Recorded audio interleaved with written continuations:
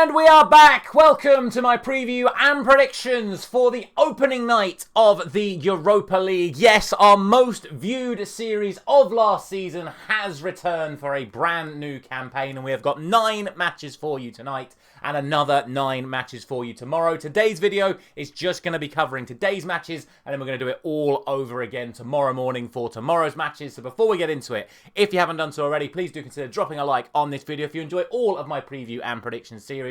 Subscribe with notifications turned on so you don't miss out on tomorrow's morning's video as well, before we then do La Liga and Premier League all over again on Friday morning as well. And of course, if you want to gain access to even more previews and predictions, you can do so by hitting the join button at the bottom of your screen to become a member of the channel. Now, how we are going to do this today is basically I'm going to give you a very brief introduction to every single team that we have got taking part in the Europa League. That way I don't have to do it every single video afterwards. But what I will say going into this is we have got 9 fixtures today, where I know I will say this every once in a while, but I genuinely think we have got 9 fixtures today where all 3 results are possible in pretty much every single game. I'd say there's maybe 1 or 2 where there is a strong-ish favourite, but other than that, it is really, really tough to call today. So it's going to be a very, very interesting video.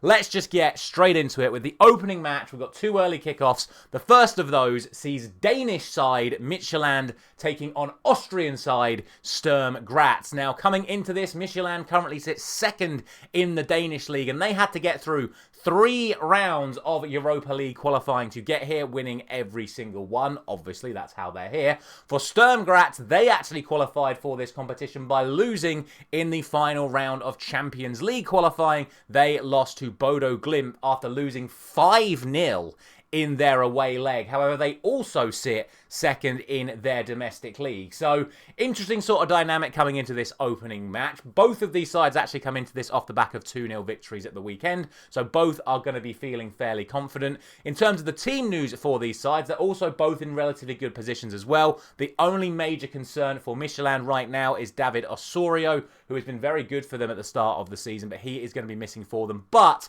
after 2 years near enough out, Cho is back, the man they call Chinaldo, the Korean striker who was an international before his serious injury. He came on at the weekend and could potentially start this match tonight, as Midtjylland are expected to make some changes to their regular starting lineup as they did in the qualifying rounds. For Sturm Graz, no fresh concerns for them whatsoever, so they're going to be coming into this at full strength. The last time these two sides met, it was in this competition in 2022, and on both occasions the home side came out on top, i.e. Sturm Graz won in Austria, but Midtjylland got the victory here 3-0 3 years ago. Personally, I would have Midtjylland as the slight favourites for this match, but I do think it could go either way.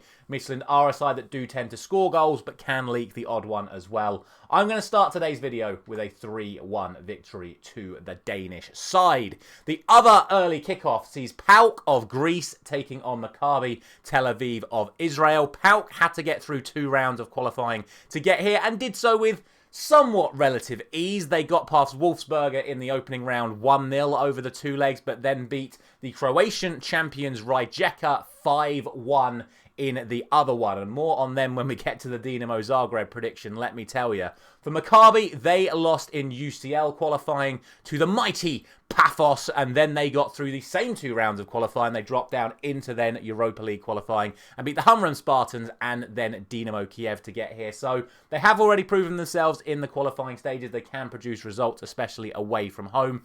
Domestically, both sides are actually unbeaten coming into this game. PAOK have 3 wins and a draw. However, that draw was at home this weekend. Maccabi have started the season 4 wins out of 4. So both sides are going to be pretty damn confident coming into this fixture. In terms of the team news, PAOK are going to be without Pelkas. He has picked up an injury, but all of their sort of like former European League stars are still there. The likes of Dejan Lovren, Tyson. They even got John Joe Kenny in their ranks now. There's some very, very interesting players in that PAOK team. For Maccabi Tel Aviv, they come into this with no fresh concerns whatsoever. I can honestly see this being a very, very, very close run thing. There's no prior head-to-head record to speak of. I just think that Even though PAOK will be considered the favourite, I look at how well Maccabi have performed so far, especially in those European qualifiers against pretty decent teams, and I do think they're going to potentially grab something from it. As I said at the top of the video, all 3 results available in a lot of fixtures today. I'm going to do this one as a 2-2 draw, but if I had to pick a favourite, I would go for the home side. On to the later kickoffs, and the first of those sees Portuguese side Braga taking on Feyenoord of the Netherlands. Braga had to get through all 3 rounds of Europa League qualifying to get to the actual league phase. Obviously, they were able to accomplish that, but since then, they've failed to win any of their last 3 games domestically in Portugal. For Feyenoord, it was an incredible, epic encounter against Fenerbahce in Champions League qualifying, which resulted in them losing 6-4 and landing in this competition. However, at the start of their domestic season in the Eredivisie, it's been an incredible start for them. 5 games unbeaten, and they are top of the Eredivisie after 6 matches. Braga down in 7th in the Liga Portugal after what has been a rough few weeks for them. Coming into this, there are no fresh injury concerns for either side. However, Feyenoord do have a couple of long-term injuries like Trauner, who is still going to be out for them. Again, like with our previous match, no very recent head-to-head record between these 2 sides. There's nothing really we can go on when it comes to that. I do think being at home gives Braga much more of a chance here. I think if it was in the Netherlands, then I would definitely have Feyenoord as the strong favourites for this match. But with Braga being at home, it does make this one a little bit more closer. But recent form from Braga, recent form from Feyenoord suggests to me that the Dutch side should absolutely still be considered the favourites for this one. I do think there's a chance, but I'm going to go for a 2-1 victory to Feyenoord. Now we have Croatians Dinamo Zagreb taking on Turkish side Fenerbahce. Remember how I said we would come back to Rijeka? Well, Dinamo Zagreb finished 2nd in the Croatian league last season, meaning that they automatically qualified for this competition. Rijeka, who finished 1st on the same points and the same goal difference, by the way, went into Champions League qualifying and then lost, which put them into Europa League qualifying behind the team that finished behind them, and then obviously lost to PAOK and dropped into the Conference League, and we'll discuss them next week. But I do just think it's a bit of a weird dynamic that the side that finished 2nd in the Croatian League gets automatic qualification, whereas the team that won the league, because they lost 1 round of Champions League qualifying, actually end up behind the team that finished 2nd in the Croatian League. Very, very, very bizarre circumstances there. For Fenerbahce, well, you may be wondering, hang on a minute, didn't you just say they beat Feyenoord in the final round of Champions League qualifying? Well, actually, there's a bonus round of Champions League qualifying, whereas there is only 3 rounds in Europa League qualifying. So Feyenoord got straight into the Europa League, losing the 3rd round of Champions League qualifying. Fenerbahce then went on to the 4th round of Champions League qualifying, where they lost to Benfica, so they're also in this competition. That result got Jose Mourinho sacked. Benfica then lost to Qarabag, and then appointed Jose Mourinho. So an absolute Mourinho masterclass. Dump Fenerbahce into the Europa League, and then take the job of the team that got him sacked. Absolutely ridiculous. Anyway, those are the bizarre circumstances surrounding these 2 teams coming into this match. Let's actually talk about the match itself. Dinamo come into this at the top of the HNL League in Croatia, but it's not been the best couple of weeks for them, only winning 1 of the last 3, although to be fair to them, that was this weekend. For Fenerbahce, since sacking Jose Mourinho, their run of form has not been great. They're unbeaten over the last few games, but they've actually only drawn their last 2, so they're not coming into this with much momentum. In terms of the team news, Dinamo could be without Zajic and Sergi Dominguez. They both picked up knocks at the weekend. For Fenerbahce, Talisca is suspended following his accumulation of cards over the back end of last season, and then John Duran is injured for them. So both teams are going to be potentially missing a couple of key players coming into this. Last time these 2 sides met was back in 2018, so can't really read too much into that. However, if you do want to know, Dinamo won on this ground 4-1 back in 2018. Ultimately, again, don't think there's too much to split between these 2 sides. Could see it easily going either way. I'd probably just have Fenerbahce as favourites, just due to player quality. But for the second time in today's video, I'm actually going to go for a 2-2 draw. Next up, we have two sides who crashed out in Champions League qualifying. We've got Zvezda, the former Red Star Belgrade, and they are going to be taking on Celtic. For Zvezda, they were another victim of the mighty Cypriot side, Paphos, but since then they've actually won all three of their next matches in Serbia by an aggregate scoreline of 14-3. The Zvezda scoring goals for fun at the moment. Celtic were the side who lost that incredibly high-profile game to Carrot 0-0, and then it went to penalties after two legs.